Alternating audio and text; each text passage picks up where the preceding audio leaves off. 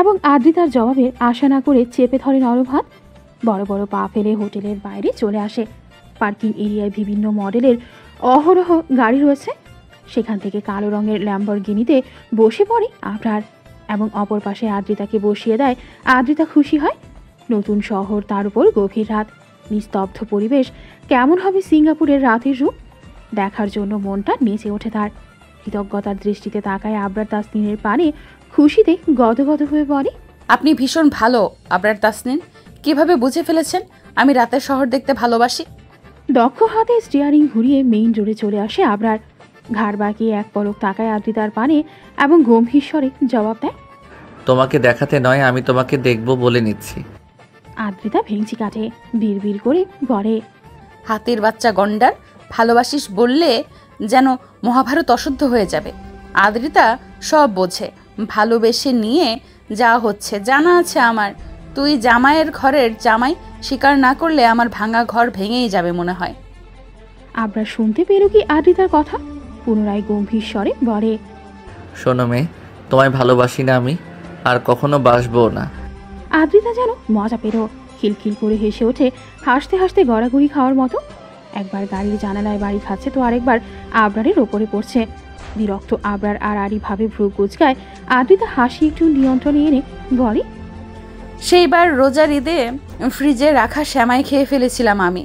তো বড়মা আমাকে ডেকেছে কোনো একটা কাজ করানোর জন্য, কিন্তু আমি তার ডাক শুনেই বলে ফেললাম, বিশ্বাস করো বড়মা, আমি সেমাই খাইনি। আবরার দাঁতে দাঁত চেপে বলে, ড্রেস ছাড়া তোমায় কেমন দেখায় সেটা দেখার জন্য পারফেক্ট একটা প্লেস চাই। রুমে অ্যানি আছে না? সো ব্যাস, আদ্রিতার হাসি গায়েব। সেই সাথে কথাও ফুরুত করে উড়ে গেছে। বড় বড় নয়নে তাকায় আবরারের পানি।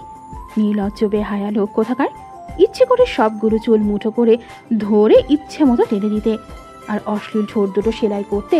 তখন দেখবে কিভাবে অশ্লীল কথা বলতে পারে। আবরারকে বকা দিতে দিতেই রাস্তা ফুরিয়ে যায়। গাড়ি থামিয়ে আবরার নেমে পড়ে। বড় বড় পা ফেলে সমুদ্রের পাড়ে গিয়ে দাঁড়ায়। সাদা রঙের শার্ট পরেছে, বড় বড় চুলগুলো কিছুটা এলোমেলো, হাতে ঘড়ি নেই, গায়ে কালো রঙের জুতো। বাতাসের তালে লোকটার শার্ট ফুলে উঠছে। আদ্রিতাও নেমে পড়ে। এমন পরিবেশ দেখে বেমালুম ভুলেই গিয়েছে কিছুক্ষণ আগে আবরার তাসনিন ছি মার্কা কথা বলেছে এবং তাকে লজ্জা দিয়েছে। সেও আবরারের পাশে গিয়ে দাঁড়ায়। দুই হাত মিলে চোখ বন্ধ করে বড় করে নিঃশ্বাস টানে। আহা, কলিজা অবধি পৌঁছে যাচ্ছে বাতাস। কি ঠান্ডা ঠান্ডা পরিবেশ, ভালোই লাগছে বলুন। আবরার তাকায় আদ্রিতার বানে। পাতলা সিল্কের শাড়ি পরেছে, ছোট হাতার ব্লাউজ, দুই হাত ভর্তি কাচের ছুরি, ঠোঁটে টকটকে লাল রঙের লিপস্টিক আর চোখে কাজল। বুকের ভেতরটা কেমন করে ওঠে আবরারের। গলা শুকিয়ে যাচ্ছে বোধহয়। এই মুহূর্তে একটুখানি অক্সিজেন প্রয়োজন, না হলে নিঃশ্বাস বন্ধ হয়ে মারা পড়বে। তাই চট জলদি আদ্রিতার কোমর জড়িয়ে ধরে, দুই হাতে শক্ত করে ধরে শূন্যে তোলে এবং মুহূর্তেই ওষ্ঠধয় আঁকড়ে ধরে। গভীর চুম্বনে লিপ্ত হয়। আদ্রিতা বুঝে উঠতে পারে না তার সাথে ঠিক কী হলো। যখন বুঝতে পারে নিজেকে ছাড়ানোর জন্য ছটফট করতে থাকে। আবরার বিরক্ত হয়। চুমু খাওয়ার মাঝে বোয়াল মাছের মতো লাফালাফি করলে শান্তিতে চুমু খাওয়া যায়? মেজাজ চটে যায়।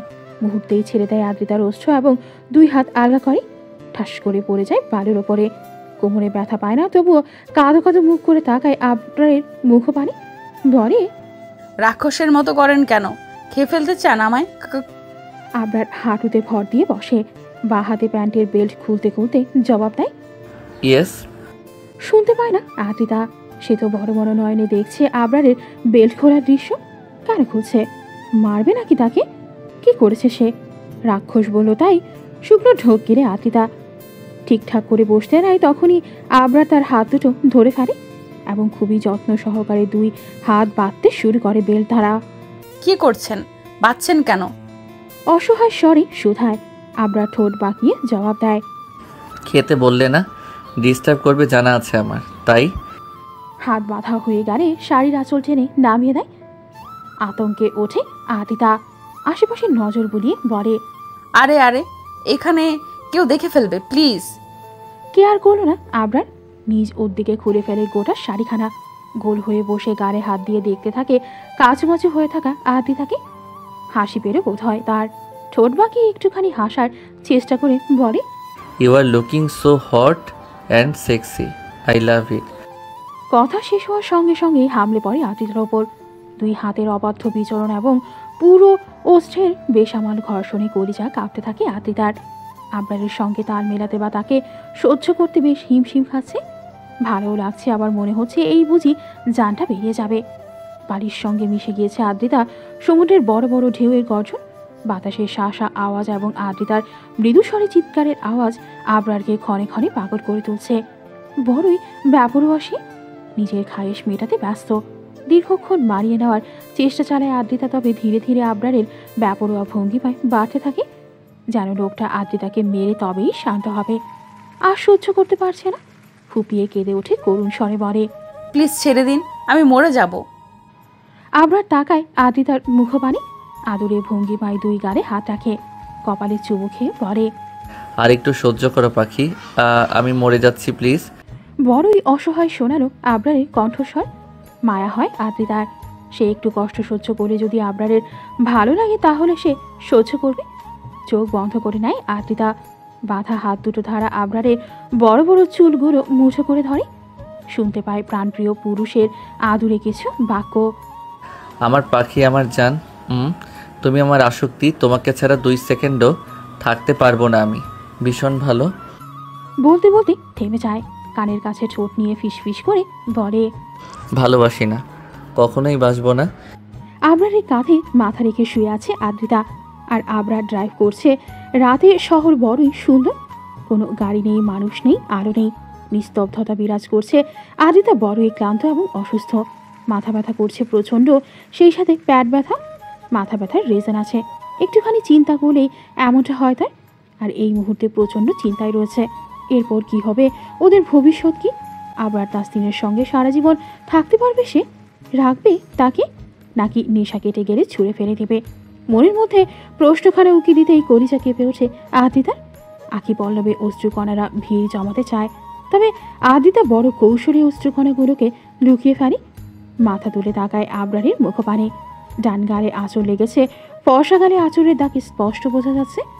এই আঁচড় আদ্রিতার থেকেই প্রাপ্ত, ঘনিষ্ঠ মুহূর্তে কোনোভাবে লেগে গেছে। নিজের নখের পানে নজর বোলায় আদ্রিতা।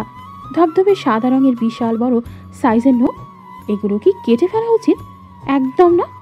আবরারও তাকে ভীষণ ব্যথা দিয়েছে, এইটুকু ব্যথা তার প্রাপ্য। এরপর কি হবে, আমরা কি করব? আবরারের মুখপানে তাকিয়ে প্রশ্ন করে আদ্রিতা। জবাবের আশায় একটুখানি কাছাকাছি ঘেসে বসে। সেকেন্ড পেরিয়ে মিনিট পেরোয়, কিন্তু জবাব আসে না, যেন আবরার শুনতেই পেল না। আদ্রিতা পুনরায় বলে, আবরার, আমি ভাবছিলাম এবার আমরা বাংলাদেশে ফিরে যাই, সেখানে ছোট্ট একটা এক্সট্রা বাড়ি বানাবো। আমি, আপনি, মা, অ্যানি, সিয়াম ভাই, আমান ভাই, আহাদ ভাই আর ইভান মিলে সেখানে থাকবো। আমাদের বড়সড় একটা সংসার হবে, ভাইয়াদের বিয়ে করাবো, আমার যা হবে সব যারা মিলে কাজ করব, হ্যাপি ফ্যামিলি হবে। বলুন আবরার। খুশিতে গদগদ হয়ে বলে আদ্রিতা। তার চোখ মুখ উজ্জ্বল হয়ে ওঠে। সেই উজ্জ্বলতা আবরারের নজরে পড়ে না, কেননা পাশ ফিরিয়ে আদ্রিতার পানে তাকানোর সময় বোধহয় তার নেই। তবে থেমে নেই আদ্রিতা। মাকে কিভাবে বলবে তার সম্পর্কের কথা? সিহাম বাইকে কেমন মেয়ে বিয়ে করাবে, আবল তাবল অনেক কথাই বলে চলেছে। আদ্রিতার বকবকের মাঝেই শুনতে পায় আবরার তাসনিনের গম্ভীর কণ্ঠস্বর, you will go to Bangladesh tomorrow. Adrita কপাল কুঁচকে তাকায় আবরারের মুখপানে, পর মুহূর্তেই খুশি হয়ে বলে, সত্যি আপনি আমাকে এত ভালোবাসেন? আবরার বিরক্ত হয়, চোখ মুখ কুঁচকে বলে, শাট আপ আদ্রিতা, তুমি একা যাচ্ছ? কিন্তু কেন? আমি একা যাব না। ভুলে গেলে দুজন একসাথে যাব, না গেলে যাব না। গেলে দুজন একসাথে যাব, না গেলে যাবই না। এখানে থাকবো ব্যাস। নাছরবান্দার স্বরে জবাব দেয় আদ্রিতা। আবরার আর কিছু বলে না। তারই মধ্যে হোটেলে পৌঁছে যায়। পার্কিং এরিয়ায় গাড়ি পার্ক করিয়ে গাড়ি থেকে নামে। এরপর আদ্রিতাকে নামায় এবং কোলে তুলে নেয়। চমকায় আদ্রিতা। আবরারের গলা জড়িয়ে ধরে চাপা স্বরে বলে, কি করছেন? Who cares? আদ্রিতা ভেঙচি কাটে, বিড়বিড় করে বলে, সবাই দেখে ফেলবে, তা কেয়ার করবেন কেন? লজ্জা শরমের বেলায় আপনার কোনো কেয়ার নেই, হাতি কোথাকার। আই উইশ আল্লাহ ওনাকে একটু লজ্জা শরম দিত আর আমি বেঁচে যেতাম। আবরার আদ্রিতার নাকে চুমু খায় এবং বলে, আল্লাহ লজ্জা শরম আমাকে দিবেও না, তুমিও বাঁচবে না। রুমে এসে আদ্রিতাকে নামিয়ে দেয় আবরার। বালুতে সারা শরীর মাখামাখি, মনে হচ্ছে বালুর মধ্যে গোসল সেরে এসেছে। অ্যানি ঘুমায়নি। আদ্রিতার আওয়াজ পেয়ে মিউ মিউ আওয়াজ তুলে দৌড়ে চলে আসে। তবে আদ্রিতা করে নেওয়ার আগেই আবরার করে নেয়। বুকের সাথে মিশিয়ে কয়েক পলক তাকিয়ে থাকে। আশ্চর্য বনে যায় আদ্রিতা। অ্যানি কুটুর কুটুর নয়নে তাকিয়ে আছে আবরারের মুখপানে। মনে মনে যেন বলছে, আরে আব্বু, তুমি করে নিয়েছো আমায়, আমি যে কত খুশি। আবরার অ্যানিকে নিয়ে কক্ষ থেকে বেরিয়ে যেতে যেতে বলে, কুইকলি শাওয়ার নাও, I will be there in 5 minutes. বাইরে থেকে দরজা লক করে দিয়ে চলে যায়। সিয়ামদের কক্ষের সামনে দুবার টোকা দেয়, সঙ্গে সঙ্গে দরজা খুলে দেয় সিয়াম। বড়ই শোচনীয় অবস্থা তার, পরনে শুধু শর্ট প্যান্ট। হামি তুলছিল কিন্তু আবরারের কোলে এনিকে দেখে হামি আটকে যায়। ছো মেরে নিয়ে নেয় বিড়ালখানা, বুকের সাথে জাপটে ধরে বলে, আমার বনু সোনা মনা, তোকে একটা চুমু খাই। আমান পেছন থেকে সিয়ামের মাথায় গাঁটটা মেরে বলে, ও তোর বোন হইল কেমনে? যেমনে আদ্রিতা আমাদের মা হলো। চুপসে যায় আমানের মুখখানা, দুঃখের মুহূর্ত স্মরণ হয়। আবরার বড় বড় পা ফেলে টি টেবিলের ওপর থাকা ল্যাপটপ হাতে তুলে নেয়, বলে, তোরা এভাবেই ঘুমাচ্ছিলি? আহাদ বলে, তোকে কিভাবে ঘুমাবো ভাই? আবরার ঠোঁট বাঁকায়, 2 আঙুল ল্যাপটপের কিবোর্ডে চালাতে চালাতে বলে, টনি ক্যামেরা ফিট করেছিল, তোদের ঘুমানোর স্টাইল দেখে নিয়েছে। চোখ দুটো বড় বড় হয়ে যায় ওদের। আবরারের পাশে চলে আসে, ল্যাপটপের স্ক্রিনে দৃষ্টি ফেলতেই হেসে ওঠে সবাই। ইভান বলে, শালা তুই লিভিং রুমে ওয়াশরুমে ক্যামেরা ফিট করছিস? আবরার জবাব দেয় না। ল্যাপটপ ওদের হাতে দিয়ে একটু দূরে সরে আসে। পকেট থেকে ফোন বের করে কল লাগায় টনির নাম্বারে। টনি ধূমপান করছিল আপন মনে। হঠাৎ ফোন বেজে ওঠায় কিছুটা চিন্তিত হয়। পার্সোনাল ফোন নাম্বার বউ এবং ভাই ছাড়া কেউ জানে না। আর তারা এত রাতে কল করবে না, তাহলে কে কল করল? ফোনখানা হাতে নিয়ে স্ক্রিনে তাকায় আননোন নাম্বার। কৌতূহলবশত রিসিভ করে। কানে ঠেকাতেই ভেসে আসে পরিচিত কণ্ঠস্বর। মিস্টার টনি হোয়াটসঅ্যাপে ভিডিও পাঠিয়েছে, দেখুন। বলেই কল কাটে। চিন্তিত টনি অতি দ্রুত নেট কানেক্টেড করে হোয়াটসঅ্যাপে ঢুকে দেখতে পায় কিছুক্ষণ আগে ওয়াশরুমে কী করছিল সবই স্পষ্ট দেখা যাচ্ছে। ওই তো কমোডে বসে গান গাচ্ছিল। গোসলের সময় আয়নার সামনে দাঁড়িয়ে ঘাম ছুটে যায় টনির। দ্বিতীয় ভিডিওটা প্লে করে, সেখানে তার বউয়ের গোসলের দৃশ্য দেখা যাচ্ছে। হাত ফসকে ফোন পড়ে যায়। উত্তেজনায় হাত কাঁপছে। শুকনো ঢোক গিলে ফোনখানা তুলে নেয়। ভিডিও অফ করে কল লাগায় আবরার তাসনিনকে। এবার রিসিভ করে সিয়াম এবং বলে, ওরে শালার পুত সম্বন্ধী, এসব তো কিছুই না। তোর টুনটুনির সাইজ জেনে গেছি, পেছনে লাগলে ভাইরাল করে দেব। ব্রেকিং নিউজ কি দেব আপাতত ভাবছি, ঘুমা শালা, না হলে কলিকাতা হারবাল খেয়ে টুনটুনি বড় কর। কল কেটে দেয় সিয়াম এবং পরপরই বন্ধ করে ফেলে। এখন শালা কল করতে করতে মরুক। আবরার বাঁকা হাসে। সিয়ামের কোল থেকে এনিকে নিয়ে গুড নাইট বলে বেরিয়ে যায়। সিয়াম মুখ বাঁকায়। গুড নাইট, হাহা। এখন বল বউয়ের সাথে কি কি করবি জানা আছে আমাদের। শালা আসছে গুড নাইট বলতে। গোসল সেরে আবরারের সাদা রঙের শার্ট পরেছে আদ্রিতা। এই মুহূর্তে পরার মতো আর কিছুই নেই। আয়নার সামনে দাঁড়িয়ে নিজেকে দেখছে। শার্টটা হাঁটুর একটু ওপর পর্যন্ত হয়েছে। বুকের কাছে দুটো বোতাম খুলে দিয়েছে এবং হাতা গুটিয়ে নিয়েছে। দেখতে বেশ হট হট লাগছে। ভাবতেই মুচকি হাসে আদ্রিতা, 2 হাতে মুখ ঢেকে ফেলে। তখনই উপস্থিত হয় আবরার। আদ্রিতার এই রূপ দেখে শুকনো ঢোক গিলে এনিকে কোল থেকে নামিয়ে বলে, আর একবার তোমার মাঝে ডুবে যেতে দিবে? গড প্রমিস, আজকের মতো এটাই লাস্ট। আর একবার কাদাই তোমায় প্লিজ। আবরার তাসনিন বরাবরই গম্ভীর এবং রংচটা মানুষ, যার গভীরতায় সকলেই তাকে ভয় পায়। তাকে কখনোই দুর্বল হতে দেখা যায়নি, বা কখনোই নিজের গম্ভীরতা দমিয়ে স্বাভাবিক ভঙ্গিমায়ও হয়তো কেউ দেখেনি। সবার ধারণা আবরার তাসনিনের কোনো দুর্বলতা নেই।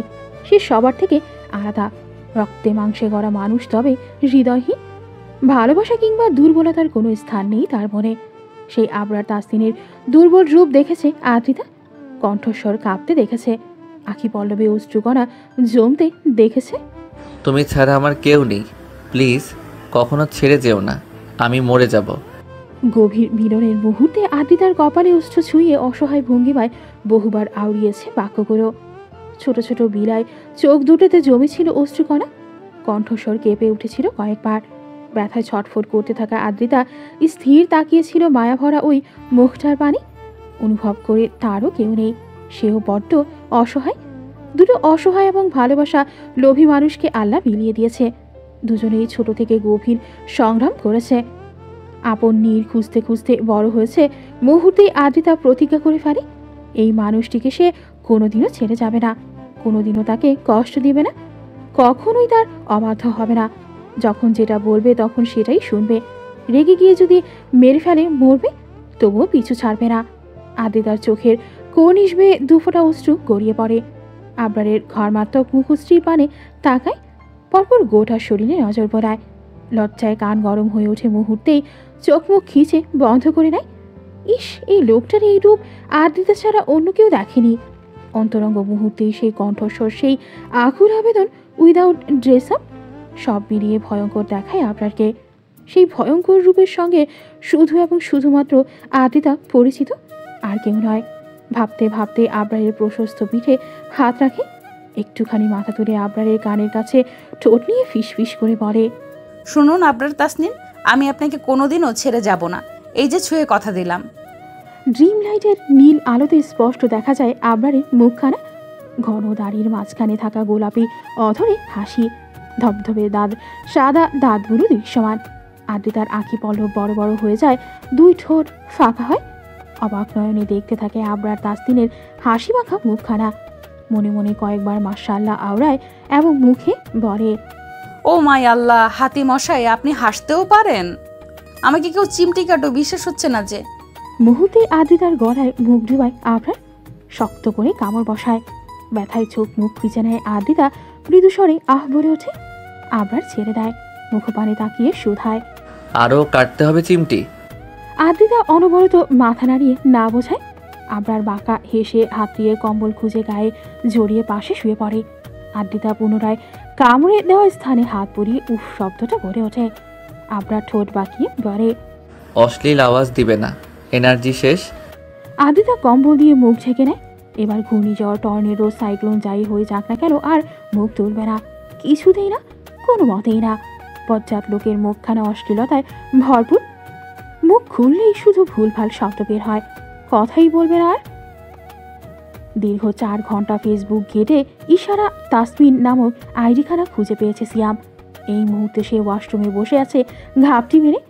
বন্ধুদের বোকা বানিয়ে পটি করার কথা বলে এখানে এসেছে। এত লুকোচুরির একখানা কারণও রয়েছে। বহু পূর্বে কবি রবীন্দ্রনাথ ঠাকুর বলে গিয়েছে, পড়িলে নারীর প্রেমে বিয়ে করে নিয়েও গোপনে কখনোই বলবে না বন্ধুদের, কারণ বন্ধুদের বললে পরে তারাই নিবে পটিয়ে। যদিও ওই সময় কবি মেলাতে পারেনি ছন্দখানা, তবে ইশারার সাথে বিয়েটা কোনো মতে হয়ে গেলে অবশ্যই ছন্দখানা মিলিয়েই দেবে কবি সিয়ামন্দ্রনাথ সরকার। ভাবতে ভাবতেই নিজের ফেসবুক প্রোফাইলখানা পাল্টে ফেলে সিয়াম, কেননা প্রোফাইলে সানি লিওন এবং তার একটা ফটো দেওয়া ছিল। কয়েকদিন আগেই আমান এটা এডিট করে দিয়েছে। সানিকে বড়ই পছন্দ কিনা সিয়ামের, তাই আগে প্রোফাইল থেকে সানির ফটো সরায়, তারপর গ্যালারি ঘেটে নিজের সব থেকে সুন্দর একটা পিকচার বেছে সেটা প্রোফাইলে দেয়। এইবার ঠিক আছে। সঙ্গে সঙ্গে ইশারাকে ফ্রেন্ড রিকোয়েস্ট পাঠায়, ছোট্ট একখানা টেক্সট দিতেও ভরে না। হ্যালো ইশারা, আমি সিয়াম, ওই যে ধাক্কা খেয়েছিলাম তোমার সাথে। ইতিমধ্যেই আমান ওয়াশরুমের দরজা ধাক্কানো শুরু করে দিয়েছে। কাবাবের বড় হাড্ডি হচ্ছে আমান, মাঝারিটা আদ্রিতা, আর বাকি ছোট ছোট হাড্ডি আহাদ, ইভান এবং আবরার। বিরক্ত সিয়াম বিড়বিড় করতে করতে টেক্সটখানা সেন্ড করে দরজা খুলে দেয়। রাগী ভঙ্গিমায় আমানের পানে তাকিয়ে বলে, শালা ডিস্টার্ব করছিস কেন? বাল, তোর ফোন লাগবে, টনিকে কল করব। কেন, তাকে কি প্রয়োজন? কলিকাতা হারবাল গিফট করব তোকে, দে শালা ফোন। সিয়াম নিজের ফোনখানা আমানের হাতে দিয়ে আবরার আবার দরজা বন্ধ করে দেয়। এবার সত্যি টয়লেট চেপেছে। ইয়ামান, আহাদ, ইভান 3 জন গোল হয়ে বসে পড়ে। টনির নাম্বার শুধু সিয়ামের ফোনে রয়েছে। টুনটুনি ছোট লিখে সেভ করে রেখেছে। সেই নাম্বার বের করতে যেতেই কল বেজে ওঠে। স্ক্রিনে ইশারা তাসনিম নামটা লেখা। মেসেঞ্জারে কল করেছে। আমান সঙ্গে সঙ্গে রিসিভ করে ওপাশ থেকে ভেসে আসে সুন্দর মিষ্টি কণ্ঠস্বর, আসসালামু আলাইকুম। ওই যে ওড়নাটা আটকে ছিল ঘড়িতে, আপনি ওই সিয়াম বলেছে ইভান সালামের জবাব দিয়ে বলে, ওয়ালাইকুম আসসালাম। সিয়াম হাঁকতে গেছে, 4-5 মিনিট হলো, হাগু হচ্ছে না, কোষ্ঠকনিষ্ঠতে ভুগতেছে, তারপর আবার টুনটুনিতে সমস্যা দেখা দিয়েছে, দিনকে দিন সাইজ কমছে, সব মিলিয়ে বেচারা বড়ই দুঃখে রয়েছে। আপনি অনুগ্রহ করে কিছুক্ষণ পরে কল করুন। বলেই কল কাটে এবং তিনজন উচ্চস্বরে হেসে ওঠে। সিয়াম রিংটনের শব্দ পেয়েই ওয়াশরুম থেকে বের হয়। ইভানের কথা শুনে চোখ দুটো ছলছল করে ওঠে। আহারে শখের নারী, আর আহারে বন্ধু বান্ধব, তারা কি করে পারলো অসহায় সিয়ামার জীবনখানা ছাড়খাড় করে দিতে? গিয়েছিলাম হাঁকতে, বন্ধুরা বলে দিয়েছে তাকে আমি ভালোবেসে ফেলেছি যাকে। এখন আমার হবে কি? মুখ দেখবো কি করে? ঈশ্বরা, তুমি ভুল বুঝছো না? ফোন রেখে আমি আর কখনোই হাগু করতে যাব না। আবার কক্ষে নেই, বেরিয়ে গিয়েছে বহুক্ষণ হলো। বেচারা এনি পেছন পেছন গিয়েছে। যদিও আদ্রিতা নিশ্চিত আবরার এনিকে সঙ্গে নিয়েই ফিরবে। একা কক্ষে বোরিং লাগছে আদ্রিতার, কিন্তু আবরার যাওয়ার আগে দুবার বলেছে এখান থেকে বের হবে না। স্বামী ভক্ত আদ্রিতা স্বামীর কথা অক্ষরে অক্ষরে পালন করার জন্য এত সময় একা কক্ষে বসেছিল। তবে এখন আর থাকতে পারছে না, তাই ওরা মাথায় দিয়ে বেরিয়ে পড়ে কক্ষ থেকে। নিজেদের কক্ষ পেরুতেই সামনে পড়ে অতি পরিচিত একখানা মুখ। আদ্রিতা, তুমি এখানে? সিঙ্গাপুরে আসিফ আদনানকে দেখে বেশ বড়সড় একটা ধাক্কা খায় আদ্রিতা। তার থেকে বেশি অবাক হয় আসিফ আদনানের অবস্থা দেখে। বাঁ হাতে ব্যান্ডেজ ঝুলছে, কপালে বিশাল আকারে সেলাইয়ের দাগ। দেখেই বোঝা যাচ্ছে ভীষণ বাজেভাবে আহত হয়েছিল সে। তার মানে সুইজারল্যান্ড থেকে সত্যি সত্যি অ্যাক্সিডেন্ট হয়েছিল আসিফের, আর অ্যাক্সিডেন্ট করিয়েছিল আবরার তাসনিন। মুহূর্তেই ভয়ে গলা শুকিয়ে আসে আদ্রিতার, হাত পা মৃদু কাঁপতে শুরু করে। এখন এই মুহূর্তেই আসিফকে এখানে দেখলে আবরার তাসনিন জানে মেরে দেবে। কাউকে পরোয়া করবে না। শুকনো ঢোক গেলে আদ্রিতা কাঁপা কাঁপা স্বরে বলে, আসিফ, আপনি প্লিজ কক্ষ থেকে বের হবেন না। আবরার আপনাকে দেখলে মেরে ফেলবে, প্লিজ চলে যান। আদ্রিতার কণ্ঠস্বরে অসহায়ত্ব প্রকাশ পায়। ভীষণ ভয় পেয়ে গুটিয়ে যাচ্ছে দেখেই বুঝতে পারলো আসিফ। তাই তো দু পা এগিয়ে এসে বলে, আদ্রিতা, ভয় কেন পাচ্ছ? আমি আছি তো। আদ্রিতার ইচ্ছে করে বলতে, ভয়টা আপনাকে নিয়ে পাচ্ছি। আমার মাথা গরম স্বামী এই মুহূর্তে আপনাকে এখানে দেখলে কেটে 3 টুকরো করে ফেলবে। আসিফ পুনরায় বলে, তুমি এখানে কি করে আসলে আঙ্কেলের সাথে? আদ্রিতা জবাব দেয় না, মাথা নিচু করে ভাবতে থাকে আবরারের কথা। সে এখন কোথায়? পরপরই এদিক ওদিক দৃষ্টি ঘুরিয়ে খুঁজতে থাকে চলে আসলো কিনা। তারপর তাকায় আসিফের মুখপানে, হাত বাড়িয়ে বা হাতখানা মুঠো করে ধরে। ইতিমধ্যে আঁখি পল্লবে অশ্রু জমেছে, যখন তখন গড়িয়ে পড়বে দুগাল বেয়ে। আসিফ, কথা শুনুন আমার, প্লিজ চলে যা।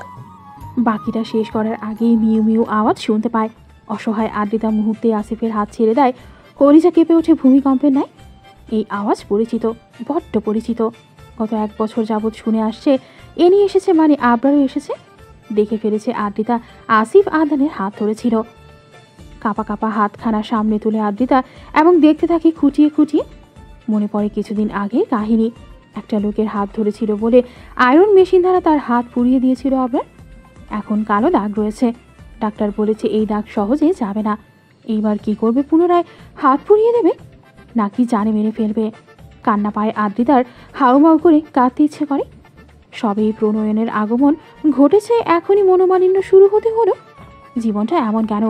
দুটো দিনও শান্তি মেলে না। আসিফ ভ্রু কুচকে আদ্রিতাকে দেখতে থাকে। 2 গাল ভেজা দেখে একটু বিচলিত হয়ে জিজ্ঞেস করে, কি হলো আদ্রিতা, কাঁদছো কেন? আসিফ হাত বাড়ায় আদ্রিতার চোখের পানি মুছে দেওয়ার জন্য। তখনই একটা শক্তপোক্ত হাত এসেছে আসিফের হাত ধরে ফেলে। গম্ভীর স্বরে বলে, ছুবে না তাকে। আসিফ আবরারকে দেখেই চিনতে পারে, তবে এই মুহূর্তে এখানে একদমই আশা করেনি। বিরক্ত মুঠে ফুটে ওঠে চোখে মুখে।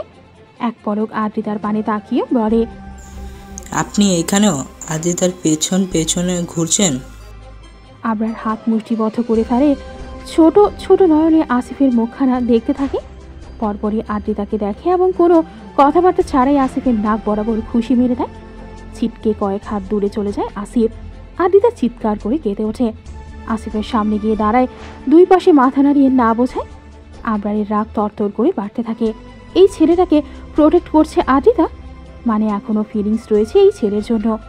আবরার তাসনিনের বউয়ের মনে অন্য পুরুষ। সিয়াম, আহাদ, আমান, ইভান, আদ্রিতার কণ্ঠস্বর শুনে দরজা খোলে। আসিফ, আবরার এবং আদ্রিতাকে একসাথে দেখে সিয়াম হতাশার নিঃশ্বাস ফেলে। মুহূর্তে একখানা কবিতা ঠোঁটের আগায় চলে আসে। আব্বা আমার রেগে গেছে, ঠিক খেপার সারের মতো করবে এবার অস্তিত্বস্তি, ঠিক সাকিব খানের মতো। আমি বড়ই ভালো ছেলের, নামটা আমার সিয়াম। আব্বার রাগ দেখতে দেখতে চুলগুলো পেকে হয়ে গেল রিয়াম। সিয়ামের কবিতা শুনে বিরক্ত হয় আমান, কপাল কুঁচকে বলে,